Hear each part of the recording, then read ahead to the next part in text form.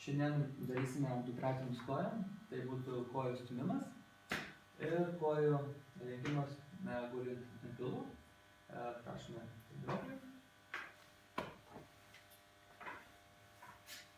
Taip, šitą pratimą darant svarbu tiesi nugarą. Nugara turi būti prispausta prie plokštumos, sėdmenis taip pat, galva taip, teisingai. Kojas turi pakelti čia aukščiau, vidury plokštumos, aukščiau turi būti. Jos turi būti truputį įsiskėtusios. Taip, labai gerai padėtis.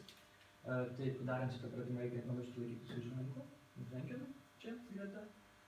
Taip, apie pratimą patį.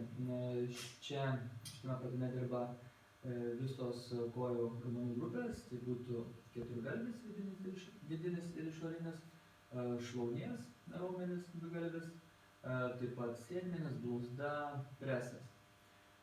Taip, šitas pratimas yra tuo gerai, kad jis yra labai saugus, nes taisyklingai darant tą pratimą visiškai nebus jokios traumos nugarai. Visiškai. Taip, toliau pradedantiesiem šitą pratimą siūlyčiau daryti 3 serijas po 10-16 pakartojimų ir nepamiršti kvėpuoti darant pratimą. Ir prašome, pabandysime. Svirteles nuleidžiam. Taip darome. Ir iškeliame virš kojas. Taip, truputį planetus, gerai, šaunu. Ir iškeliame. Iškeliame. Labai gerai. Dar kartelį. Gerai, šaunu. Galima baigti pratimą. Taip, einame prie kito pratimo. Kitas pratimas bus, kaip ir minėjau, gulint ant pilvo kojų lenkimas, rašome gultis. Taip, labai gerai. Rankas dedame ant rankenėlių, čia kairėn.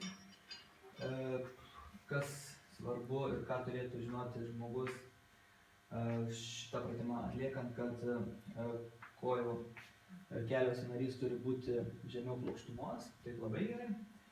Smakras turėtų būti prispaustas prie plokštumos, taip.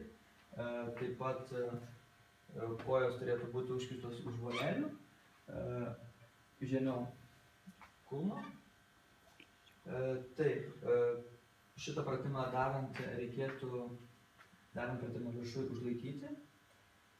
Toliau šitą pratimą rekomenduoju atlikti irgi 3 serijas po 8-12 pakartojimų. Ir galime pasimėginti. Prašau. Viršų užlaikom. Gerai truputėlį. Šaunu. Darom. Labai gerai. Užlaikom viršų. O, labai gerai. Šaunu. Darom. Labai gerai. Šaunu. Galim pabaigti pratimą. Kas labai svarbu tam pratimui žinoti, kad šitas pratimas labai stiprina kelio sąnarius, kojų kelio sąnarius.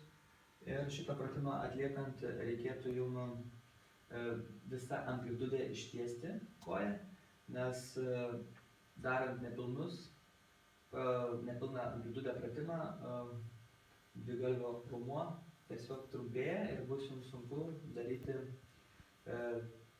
kitus pratimus, kaip, tarkim, pritūpimai su štanga.